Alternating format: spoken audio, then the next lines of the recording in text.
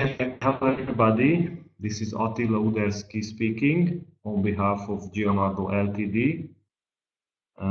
Welcome to the first training session of the PLANHEAT webinar on mapping and planning tool. This session concerns training module 1 of the PLANHEAT tool on input data for the mapping module. And actually, this is the second session of this webinar, following after the introduction of the PLANHEAT tool from early September. The development of the PLANHEAT tool started less than a year ago, and it is planned to be further developed in the coming 2 years. For that reason, the final functionality is not fully known yet. During the coming years, though, this module 1 training session on input data for the mapping module will be modified continuously according to the development of the PLANHEAT tool. The goal of this first draft of the training module is to show end users why mapping is needed and which kind of data are needed to successfully map the energy demand and the potential of locally distributed renewable energy sources. In addition to this, a list of available databases will be presented. By finishing the final training module 1 training session, the end users will be capable of understanding why and which data are needed as an input to the mapping module of the PLANHEAT tool. So then, hopefully, they will be able to learn where they can find those data. So as this session's structure can be seen on the screen, which is built out of 3 chapters. In chapter 1, we would like to introduce you to the mapping process, and we will explain why the mapping is needed, what final results of the mapping process are, what the general approach to the mapping process is, and furthermore, we would also like to explain energy demand and potential energy supplies. We will also talk about supply and demand temperatures and the specific technologies that are related to district heat and cold networks. We will also provide you with some best practice examples. In chapter 2, we would like to specify the mapping data, and after an introduction, it will be discussed what there is to map in cities at all, what kind of general form of the mapping data is regarding shape and size, and which are the crucial data for mapping for the heating and cooling demand. We'll also detail the mapping of potential local and renewable energy sources. In the last chapter, we will talk about available databases and the possible issues how to find the needed data for these databases. Additional sources of information on national level will be addressed regarding databases. After each chapter, you will be able to ask questions in the chat box, and we will try to answer some of these questions during the webinar. My colleagues will help you with that. Halfway each chapter, you will be asked a question related to your city or case, so you will be able to answer these in the chat box as well in order to learn from each other's issues or experiences. Please notice that the language of the presentation is English. We would also like to receive the question in English as well. And please also note that the presentation and the recordings will be available after the presentation of the webinar. So, introduction to the mapping process. On district, urban, or regional level, there are several unused renewable energy sources and types of waste heat, or actually cold, that is available to supply the demand for heating or cooling of buildings. In order to match this usually unused supply and also to match this demand, the energy should be available in the right amount, of course, in form quality with the right temperature, at the right time, and of course the right place. District heating and cooling networks are used to transport heat or cold from the source to the place where it is needed. so DHAs match in a spatial way the supply and demand. In the next slide, on the scheme, you can see an example of a sustainable energy system with a district heating network. The energy is supplied by the sun and with solar collectors on rooftops converted into heat of the right temperature. In blue and red, you can see the network pipes to transport supply to demand side. Within the system, storage is provided by a borehole seasonal storage in the underground to have the heat available at the right time. Please also note that dwellings are the demand side of the system. Probably one of a good example is Vienna, with a large, successful and robust heat grid, supplying around 400,000 buildings with heat, and it's still expanding. And many different sources of waste heat from different processes and heat from biomass supply this grid with heat. Also, a large heat buffer is connected to the storage capacity. Vienna also has cold grids using free cooling from the river Donau and excess waste heat in the summer to be converted into cold by absorption coolers. In the next slide, we would like to explain why the mapping is needed. In order to make an optional match between demand and supply, we need information about the amount, the temperature, the time and location of the demand for heating or cooling of the supply source. With this information, the energy transmission losses in the network, the extra energy demand for the heat pumps, the dimensions of the components and the costs can be estimated in order to compare different strategies and plans for an optimal thermal distribution network. A high-quality mapping process is crucial in order to start planned heating in a smart way, and also for cooling scenarios precisely and achieve accurate results in simulation. The final results of the mapping process in the mapping module of the PLANHEAT tool include maps of local heat and cold demand. We can see here a preliminary version of the mapping module, how demand for heat in Antwerp city is visualized in a GIS environment. With the tool, total heating or cooling demands can be retrieved per district and also per function. Next to maps on heating and cooling demand, maps with renewable potential will be a result of the mapping process. Here is an example of the biomass potential in the Antwerp region. Also, the total amounts of supply potentials can be retrieved for each district or chosen area from the mapping. In order to make maps with the PLANHEAT tool, the next approach should be generally applied.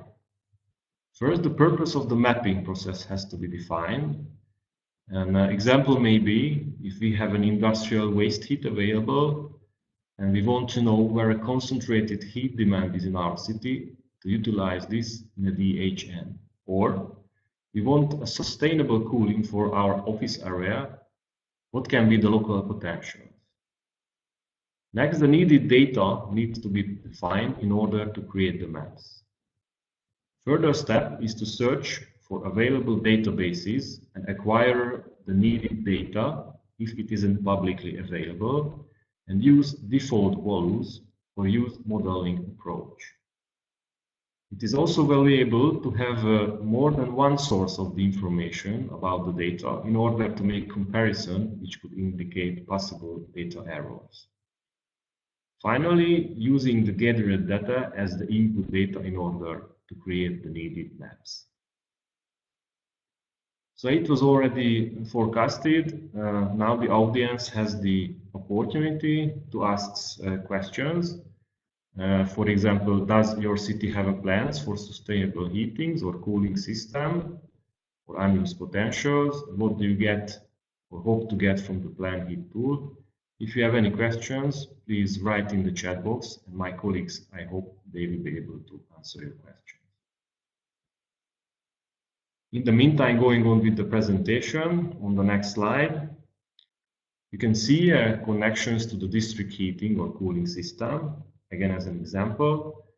And these kind of buildings typically are connected individually to the district energy network with a heat exchanger, separating the building's central heating or cooling system from the network.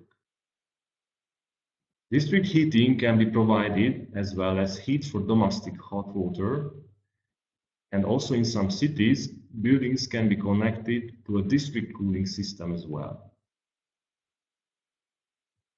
For different buildings or different neighborhoods, different temperatures also can be required.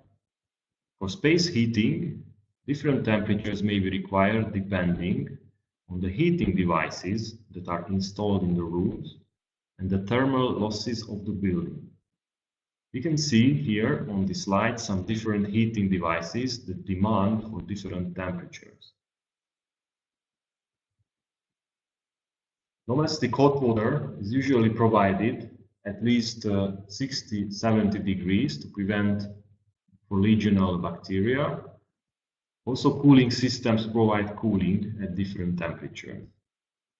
In the past, temperature of 90 degrees Celsius was regular for central heating system with radiators or convectors, but with better insulation and more energy efficient buildings nowadays, we can heat the buildings with radiators or convectors at lower temperatures, for example at 70 degrees Celsius.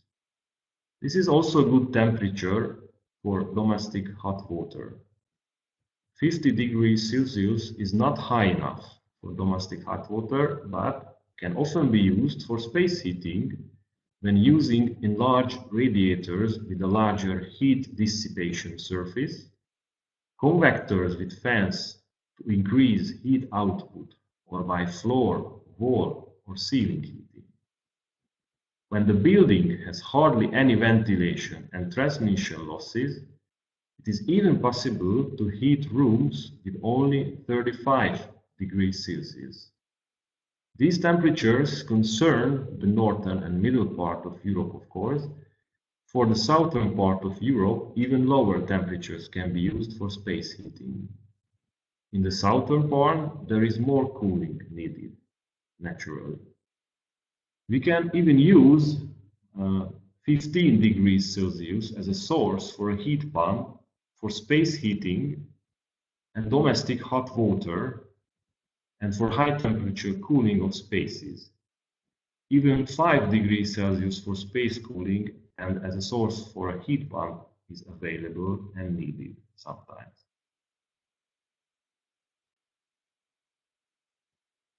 In order to make any distinction in supply temperatures for the energy demand, we prepared a summary in this next slide, where you can see the different gradings of temperature. At 90 degrees Celsius for very high temperature space heating, domestic hot water and absorption cooling. For 70 degrees Celsius for high temperature space heating and domestic hot water and adsorption cooling. 50 degrees Celsius for low temperature space heating. 35 degrees Celsius for very low temperature space heating. 25 degrees Celsius as a source for a heat pump to produce heat for space heating and domestic hot water. 15 degrees Celsius as a source for a heat pump for heating and domestic hot water and for high temperature cooling of spaces. And as already mentioned, even at 5 degrees Celsius for cooling of spaces and a source for a heat pump. Next to the energy demand our PLANHEAT mapping module will also have and will map the energy supply potential. This potential represents locally distributed renewable energy sources potential, like solar energy, geothermal, biomass, including waste heat from cogeneration plants, the industry, city infrastructure such as city sewage, public transportation, and data centers. Also heat or cold from the shallow underground, groundwater or surface water, like a sea, lake, or a river, is a potential source.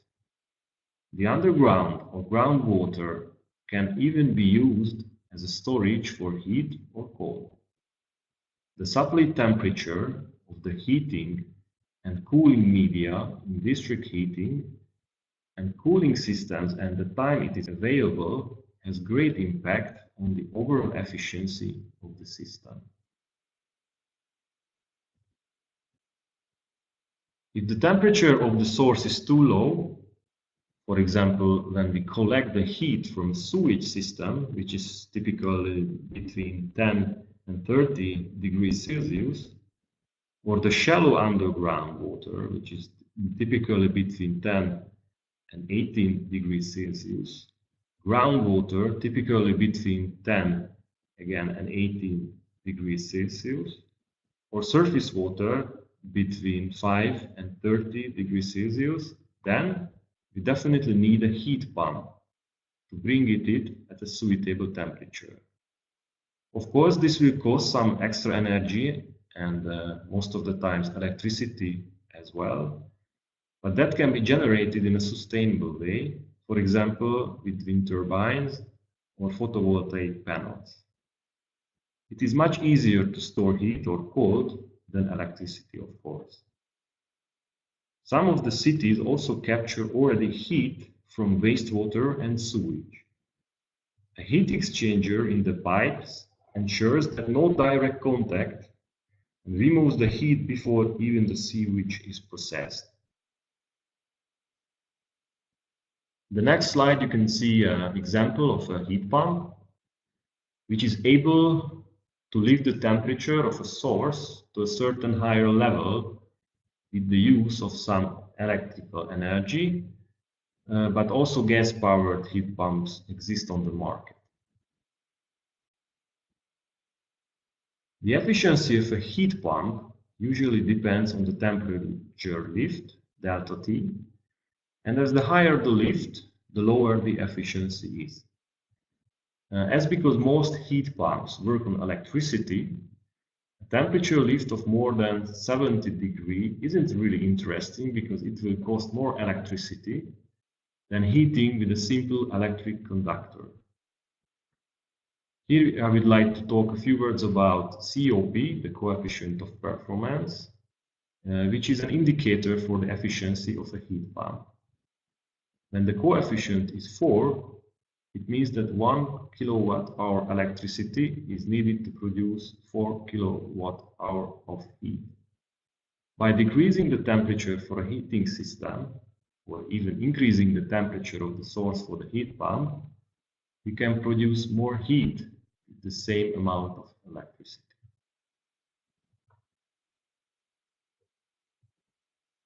When we talk about excess electricity production, such as from wind or solar generation, it can be used and stored for district heating after the conversion to heat, of course up to different desired temperatures. It will provide valuable demand response for the power system, which is also called power to heat. This electricity can power large-scale heat pumps, which capture low-grade heat from the underground to produce heat for a heat storage tank or feed it directly into a district heating network. Similarly, high-efficiency electric chillers, like reversible heat pumps, could provide demand response, cold water to be stored or directly used in a district cooling network called power to cold. Through such means, district energy can enable the use of higher shares of renewable energy in those kind of systems. If there is a source temperature available of 15 degrees Celsius or lower, we can use this for cooling directly, even without the heat pump, which is called free cooling. This makes the cooling process 40 times more efficient because only electricity for pumps is required. If this high temperature cooling is used, we can also apply the same or similar dissipation equipment as we need for the low temperature heating. The cooling capacity for free cooling will be limited in comparison to low temperature cooling.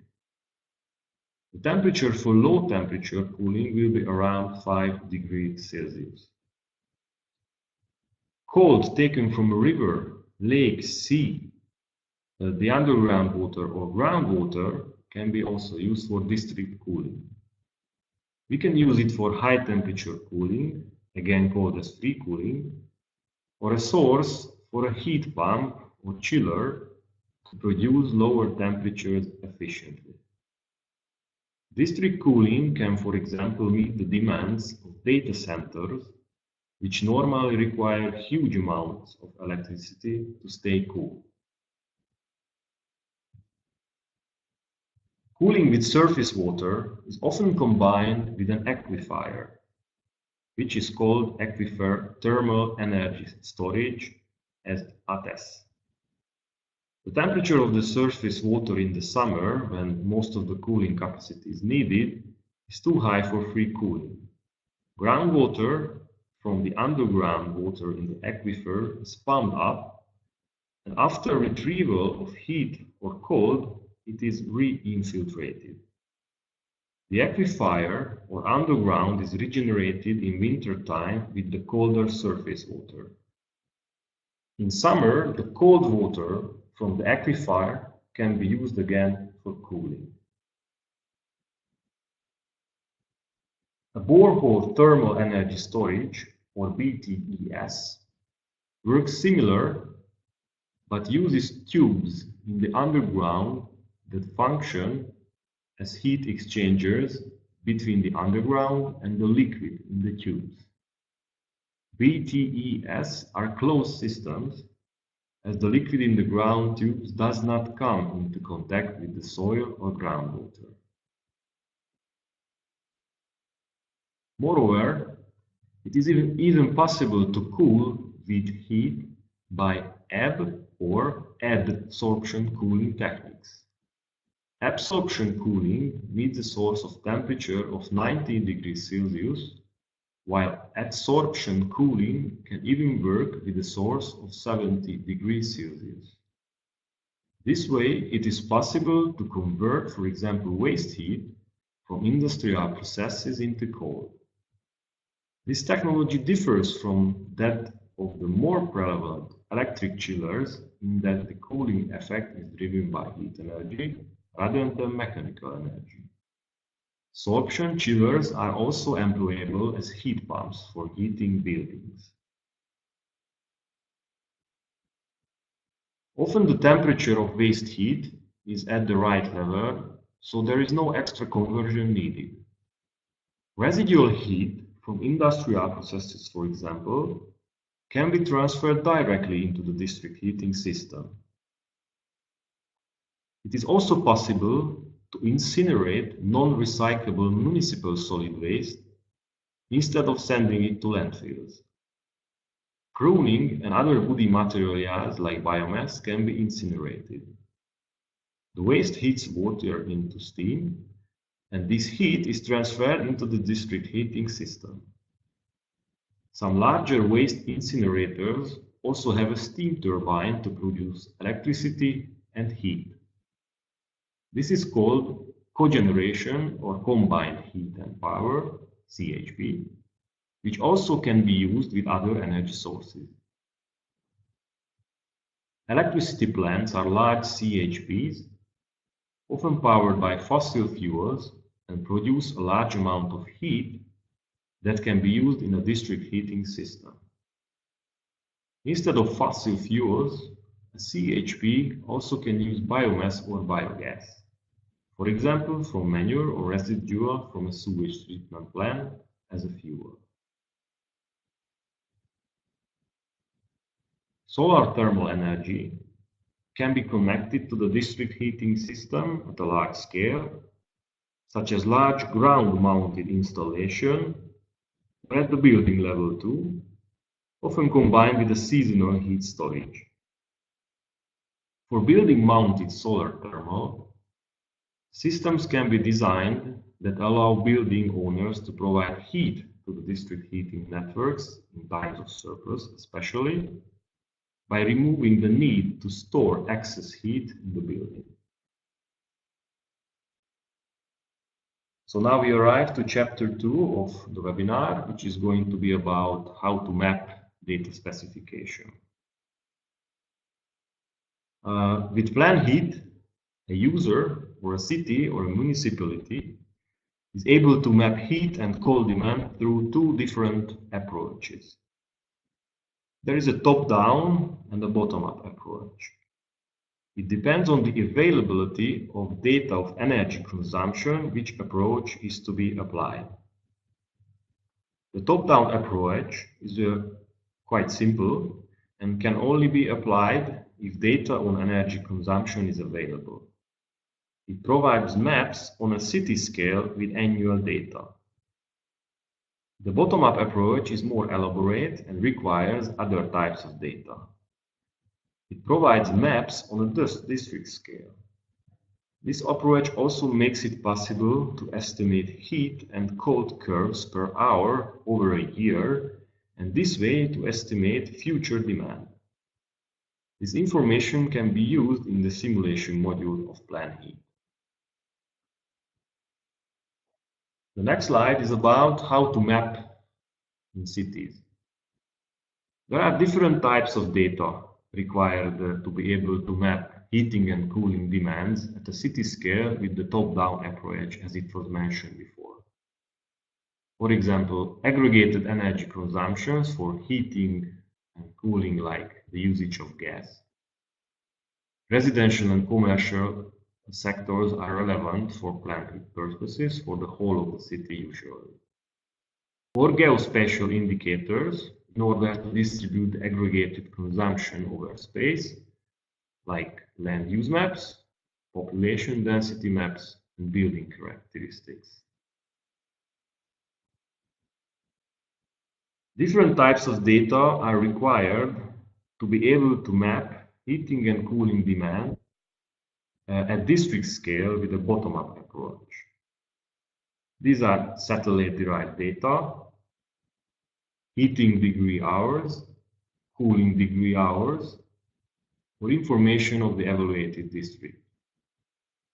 These data are based on the information defined by the cadastre of GIS of each city or municipality, like the age of each building, the usage type of each building, the geometry of each building from the cadastre GIS register at perimeter or area, number of floors of each building, the geolocation of each building, or the geometry of each building from the cadastre or GIS. In this picture, we try to visualize how the latest mentioned types of data from cadastre or GIS are used to model each single building.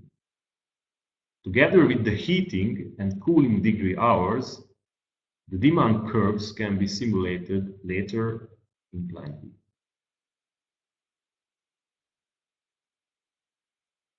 There are three different sources of data to be used by PLANHEAT to be able to deliver an output module as shown in the scheme. In gray, you can see the data that will be provided by PLANHEAT. In blue, the data with default values are available, again provided by the PLANHEAT tool, based on publicly available data and often in relative low resolution, as we know it. These data can be, however, updated by the user if a higher resolution data is available for that. And finally, in yellow, you can see the data that is required from the city or the user municipality. The data that is required by the users that follow the top-down approach are the boundary of the region, the city or the district. In a vector map, the desired area can be shown in a cadastre map of the city. Building use. This is a map that indicates what the use of each building is, like it is residential, healthcare, or office. It indicates to which sector the building belongs, again, residential, commercial, industrial, and this information can be found in cadastre maps. Finally, the energy consumption per sector for the area of the interest. This information may be available at the city and from energy companies.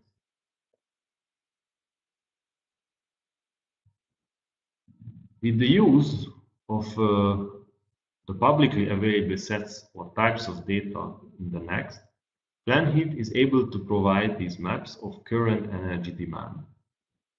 These maps can be also upgraded by the user with the city information provided if it is available.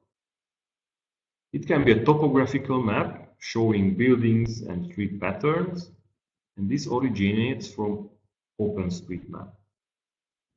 Map of land use showing land use zones, it originates from CORIN.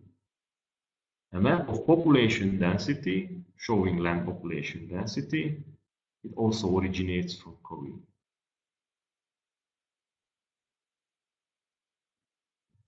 One more time is visualized in this scheme how the different types of data from different sources are used to prove current energy demand with the top-down approach.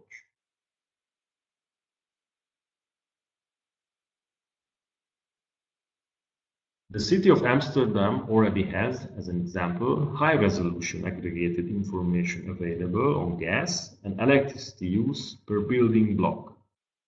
This is publicly available on maps.amsterdam.com.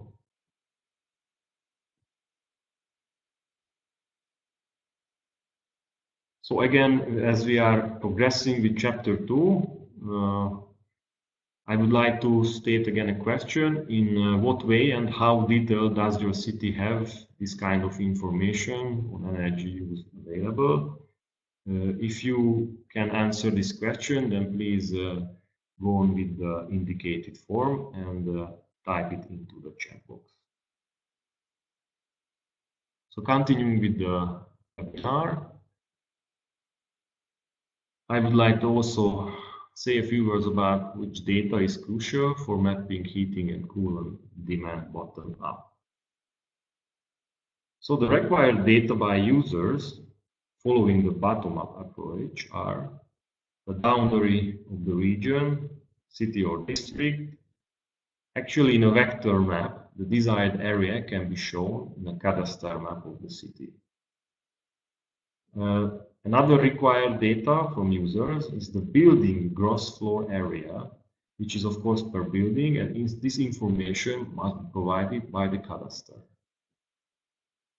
Next required data is the age of the building and for what purpose they are used. This is usually indicates, of course, age and what kind of residential purposes the building is used. For example, built between a certain timeline, healthcare, is it an office or any other purpose. It can also indicate to which sector the building belongs. It can be also industrial, but all this information can be found in the cadastre maps again. And also, users can provide the number of floors, which is also very important data for the bottom-up approach. It is provided per building, and it is usually provided by the cadastre as well. With the use of publicly available sets of types of data and internal databases, PLANHEAT is able to provide maps of current energy demand also for individual buildings. So the next publicly available sets or types of data are used for this kind of inputs. First one is a topographical map, which shows buildings and street patterns. This usually originates from OpenStreetMap. The next type of information is the dimension of building surfaces. This is based on national building typologies, and if information is usually provided by the tabular database. Thermal persistence of properties of roofs, facades, and opening. This is also an information that is available for that kind of purposes. So, in the next slide, you can see a bottom-up summary for the most crucial data for mapping age and cooling demand.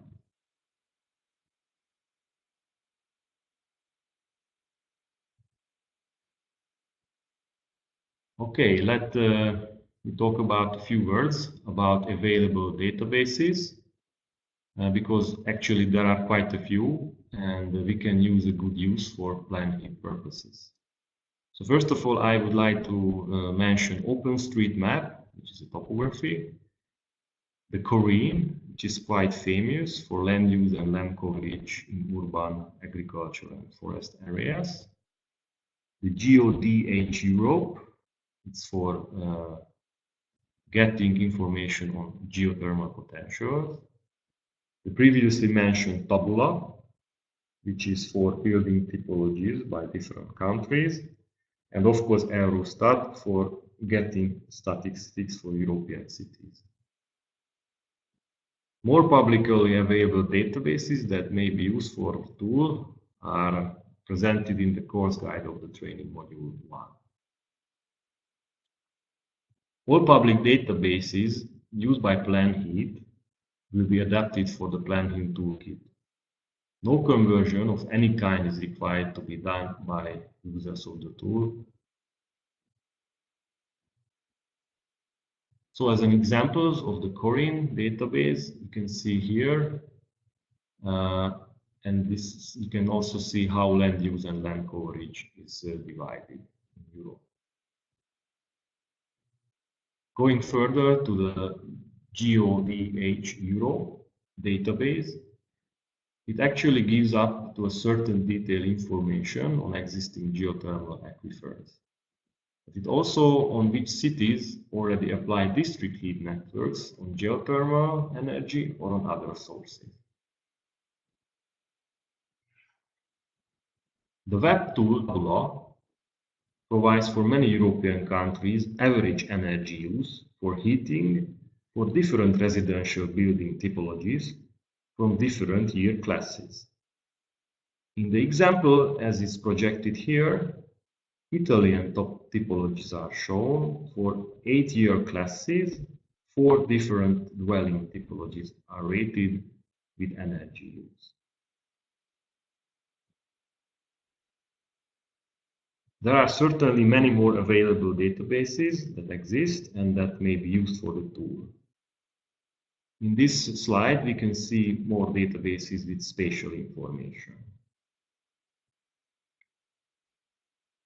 On the next slide, we can see more databases on energy.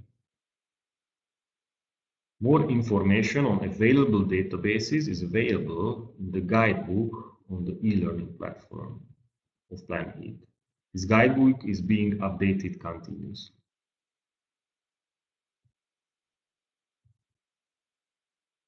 Except presented available databases in the guidebook, national authorities may also have more useful information available with higher resolution. The next examples show some national maps with additional data, like this one, which is a map providing much more detailed information on geothermal potentials in the Netherlands from the Dutch database called ThermoGIS. On Warmet Atlas, which means heat atlas, more detailed information is provided on Dutch locations with available waste heat from different sources. Here we can see a zoom on the city of Rotterdam, where many industries in the harbor have high amounts of high temperature waste heat available. Next, this example shows information from the Netherlands on the potential of the use of surface water as a source for heating.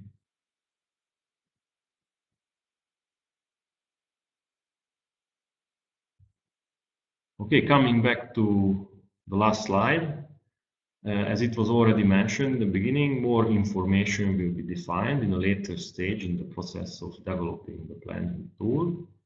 And more information will also be available on the guidebook of the PLANHEAT e-learning platform. This guidebook is also being updated continuously, so you will be able to check it regularly. In case there is any further question, I hope we can answer in the chat box. Also, please keep on checking the forums of PLANHEAT online, and also the e-learning platform of PLANHEAT. Please also check the tutor or the e-learning platform with mapping and messages, but it is also only available after you register for PLANHEAT online.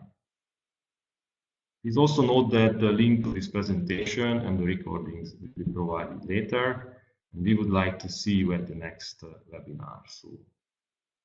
Thank you for your attention, and talk to you soon.